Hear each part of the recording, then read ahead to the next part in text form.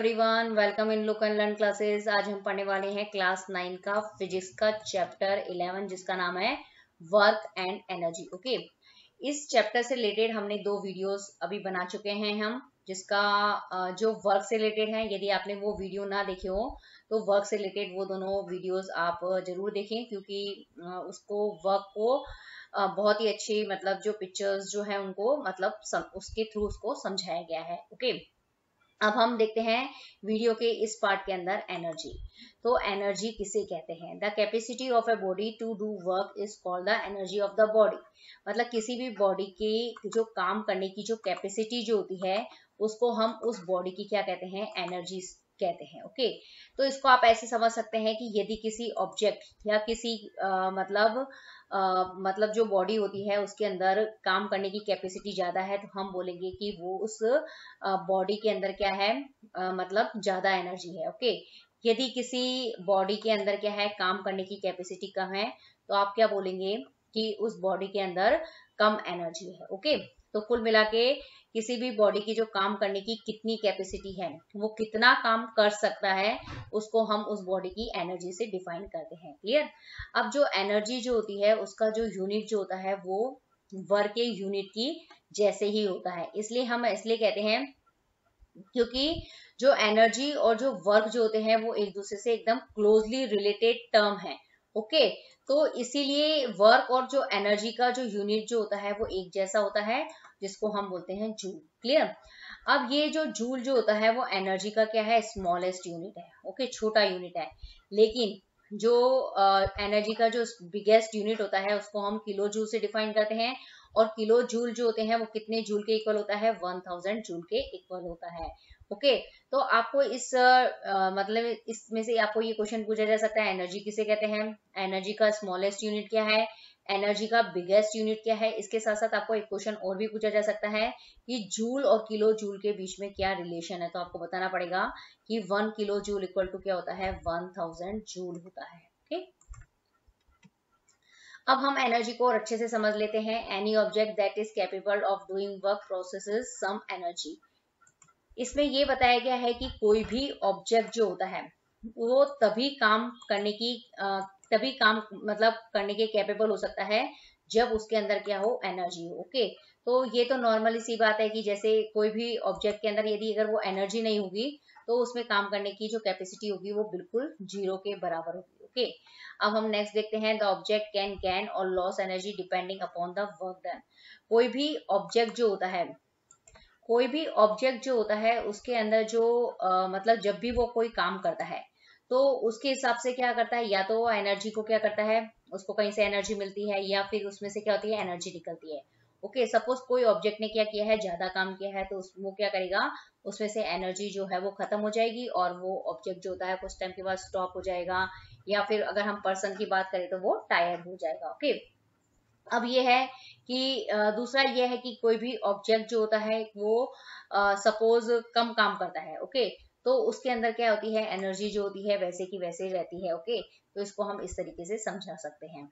If an object does some work it loses its energy, and if some work is done of an object it gains energy. इसके अंदर ये बताया गया है कि जो ऑब्जेक्ट जो क्या करता है, काम करता है, उसकी एनर्जी जो होती है वो हमेशा लॉस होती है, लेकिन जिस ऑब्जेक्ट के ऊपर काम किया जाता है उसको क्या मिलती है? एनर्जी मिलती है। तो आप इसको इस तरीके से समझ सकते हैं, जब से सपोज ये दो क्या है? ऑब्जेक्ट है, ये पहला ऑब्जेक्ट है, ये दूसरा ऑब्जेक्ट है। ओके, तो इसमें क्या हुआ है, ये पहला ऑब्जेक्ट है, इसने क्या करा है कि ये इसके अंदर एनर्जी है। ओके, फिर जब हम इसको क्या करते हैं, कोई फोर्स लगाते हैं, इसके अपने ऊपर फोर्स लगाया, तो फिर ये फोर्स लगा के क्या होता है? इस ऑब्जेक्ट से टकराता है।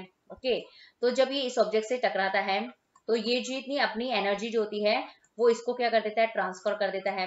ओके, तो मतलब इसमें क्या हुआ है कि ये जो ऑब्जेक्ट है इसने क्या किया है? काम किया है। काम कौन सा काम किया है? इसको हिट करने का काम किया, तो इसकी एनर्जी क्या हो गई? लॉस हो गई। ओके, फिर जैसे ही इस वाले ऑब्जेक्ट ने, फर्स्ट ऑब्जेक्ट ने दूसरे ऑब्जेक्ट को क्या किया? हिट किया है, तो फर्स्ट ऑब्जेक्ट ने क्या करा है? दूसरे ऑब्जेक्ट को क्या कर दिया है? एनर्जी ट्रांसफर कर दिया है।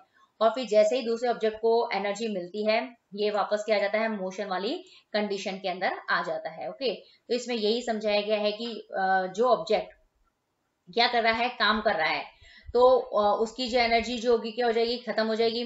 लेकिन जिस ऑब्जेक्ट के ऊपर उसने मतलब क्या किया है, जो ऑब्जेक्ट जिसको एनर्जी मिलती है वो क्या करने लग जाता है, वर्क डन मतलब करने लग जाता है आगे चल के। ओके,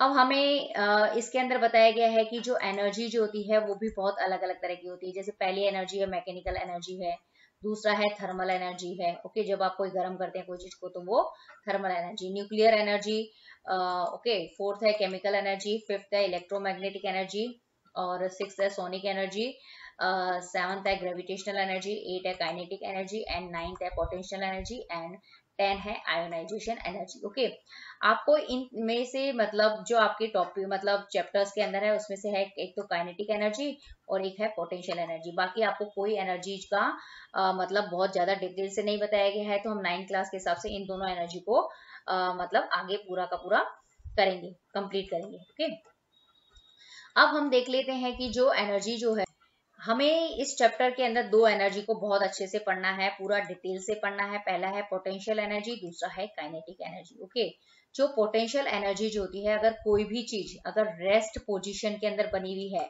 तो उसके अंदर जो एनर्जी स्टोर रहती है उसको हम बोलते हैं पोटेंशियल एनर्जी। ओके, तो आप यहाँ देख रहे हैं ये ट्री है, ट्री के ऊपर ये एप्पल्स रखी हुई है। ओके, एप्पल्स लगी हुई है, आप देख रहे हैं यहाँ पे। तो एप्पल यहाँ पे क्या है, एकदम रेस्ट वाली कंडीशन के अंदर है। ओके, तो इस कंडीशन के अंदर जब कोई भी ऑब्जेक्ट रेस्ट कंडीशन में हो तो उसके अंदर जो एनर्जी स्टोर रहती है उसको हम बोलते हैं पोटेंशियल एनर्जी। क्लियर? अब क्या होता है जब ये एप्पल्स क्या हो जाती है मतलब पक जाती है। ओके, तो क्या होता है, ये नीचे गिरना जो होती है वो स्टार्ट हो जाती है। तो उस समय क्या होता है कि इस मतलब ये जो एनर्जी जो जब ये नीचे गिर रही है तो ये कौन सी स्टेज के अंदर है, इसके अंदर क्या हो रहा है, मोशन हो रहा है। ओके, ऊपर से नीचे गिरना भी क्या होता है, एक मोशन के अंदर आता है। तो जब भी कोई ऑब्जेक्ट मोशन के अंदर होता है तो उस समय उस ऑब्जेक्ट के अंदर जो एनर्जी होती है उसको हम बोलते हैं काइनेटिक एनर्जी। क्लियर? अब है आपको न्यूक्लियर एनर्जी क्या होते हैं, आपने पढ़े होंगे एटम्स के बारे में। जो एटम्स होते हैं जब उसके अंदर डिविजन्स होता है सब एटॉमिक पार्टिकल्स का। ओके, तो जब उन सब एटॉमिक पार्टिकल्स का जब डिवीजन होता है तो उस कंडीशन के अंदर जो एनर्जी निकलती है उसको हम बोलते हैं न्यूक्लियर एनर्जी। अब इसी तरीके से जो कोई भी लाइट है आपके घर में, ओके, तो जैसे बल्ब है, ट्यूबलाइट है, तो ये क्या देते हैं, लाइट मतलब क्या करते हैं, देते हैं हमें। ओके, तो इस कंडीशन के अंदर ये जो एनर्जी रिलीज करते हैं मतलब जो भी एनर्जी लाइट वगैरह से रिलेटेड होती है उसको हम बोलते हैं इलेक्ट्रिकल एनर्जी। तो आपने यहाँ पे क्या पढ़ा है, पोटेंशियल एनर्जी, काइनेटिक एनर्जी पढ़ी है, फिर आपने इलेक्ट्रिक एनर्जी, न्यूक्लियर एनर्जी पढ़ी है। ओके, ये मतलब है 4 तरह की, लेकिन आपके जो मतलब चैप्टर है उसके अंदर पोटेंशियल और काइनेटिक एनर्जी को पूरा एकदम मतलब डिटेल से बताया गया है। अब इसके अंदर जो एनर्जी का जो सबसे बड़ा नेचुरल सोर्स होता है वो होता है सन। ओके, तो जो सन, आपको क्वेश्चन एग्जाम में पूछा जा सकता है कि सबसे बड़ा नेचुरल रिसोर्सेज कौन है एनर्जी का, तो वो है सन। ओके, तो ये आपको याद रखना है यहाँ पे। अब देख लेते हैं यहाँ पे कुछ एनर्जी के सोर्सेज होते हैं। एक होता है रिन्यूएबल एनर्जी, दूसरी होती है non renewable energy. Renewable energy जो होती है मतलब इसको क्या कर सकते हैं, ये भी कभी खत्म ना होने वाली जो एनर्जी जो होती है उसको रिन्यूएबल एनर्जी कहते हैं। नॉन रिन्यूएबल एनर्जी जो होते हैं वो मतलब क्या होते हैं कि यदि मतलब फ्यूचर के अंदर क्या हो जाएंगे कि मतलब ये क्या हो जाएंगे, खत्म होने का मतलब एक टाइम होगा जब ये खत्म हो जाएगी। ओके, तो इसको बोलते हैं नॉन रिन्यूएबल एनर्जी। तो रिन्यूएबल एनर्जी के जो सोर्सेज जो है वो है विंड। ओके, विंड जो होती है, जो हवा होती है उससे जो एनर्जी बनेगी उसको विंड एनर्जी बोलेंगे। पानी से जो एनर्जी बनती है मतलब उसको वो उसको हम बोलते हैं, पानी से क्या होती है, इलेक्ट्रिक एनर्जी जो होती है वो जनरेट होती है। सन जो है वो एनर्जी का सबसे बड़ा नेचुरल रिसोर्सेज है। जो अर्थ के अंदर जो अर्थ से भी जो एनर्जी जो होती है वो एनर्जी का बहुत बड़ा सोर्सेज होता है, जिसको हम बोलते हैं, जैसे अर्थ के अंदर ये वॉल्केनोज ये आते हैं ना, तो बहुत एनर्जी इनसे रिलीज होती है, उसको हम बोलते हैं जियोथर्मल एनर्जी। और जो हमारे अर्थ के ऊपर जो प्लांट्स हैं उनको हम बोलते हैं बायोमास, तो इनसे भी क्या होती है, एनर्जी जो होती है वो रिलीज होती है। तो ये एनर्जी के ऐसे सोर्सेज जो है वो कभी खत्म नहीं होंगे। मतलब अर्थ के ऊपर कभी भी एयर, वाटर, प्लांट, ये जो चीजें होती है वो कभी भी खत्म नहीं होती है, इसलिए इन एनर्जी सोर्सेज को हम बोलते हैं renewable energy sources. Okay, non renewable energy की हम इनको अगर यूज करते जाएंगे तो एक टाइम ऐसा आएगा कि जब ये एनर्जी के सोर्सेज जो होंगे वो खत्म हो जाएंगे। जैसे ऑयल है, कोयल है, ओके, नेचुरल गैसेस है, ये आप इनको अगर मतलब अननेसेसरी इनका मतलब मिस यूज करेंगे तो एक टाइम ऐसा हो जाएगा कि ये जो है जितने भी एनर्जी के आपको सोर्सेस बताए हैं ये सब क्या हो जाएंगे, एक टाइम बाद खत्म हो जाएंगे। ओके, अब ये जो न्यूक्लियर एनर्जी है ये भी क्या होते हैं, नॉन रिन्यूएबल एनर्जी सोर्सेस के अंदर आते हैं। तो आपको सिर्फ एनर्जी के जो सोर्स हैं वो आपको यहाँ पे बताए गए हैं। ओके, यदि आपको वीडियो पसंद आया तो प्लीज इसे लाइक कीजिए, शेयर कीजिए, लुक एंड लर्न क्लासेस को सब्सक्राइब करना ना भूले और नोटिफिकेशंस बेल को हिट करना ना भूले। Thank you very much.